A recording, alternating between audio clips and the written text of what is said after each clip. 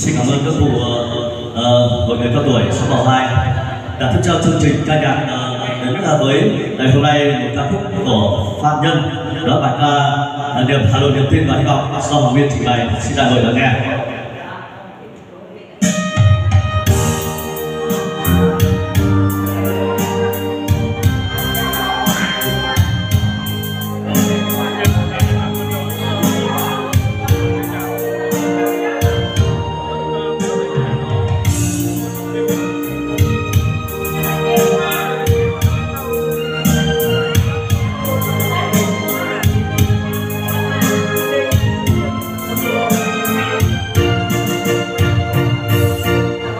Mặt hồ gương vẫn lung linh mây trời và quang hát hương thơm hoa thủ đô đường lòng gió thanh thang lắc cửa về phía người không quên niềm thương đau.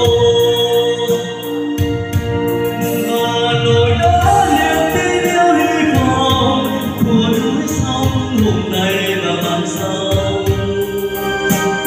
Chân ta lòng dung từ đầu biển vẫn vương trên trời cao. Ơi đông á thường tiếng sao xưa thời nơi đây. Ơi thăng long ngày nay chiếc vầng sờ rắn non xanh. Hà Nội biết yêu của ta, thủ đô biết yêu của ta.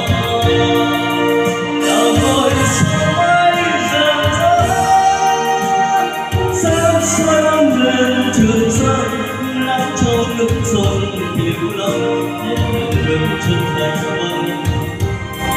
vâng dệt lên tiếng ca.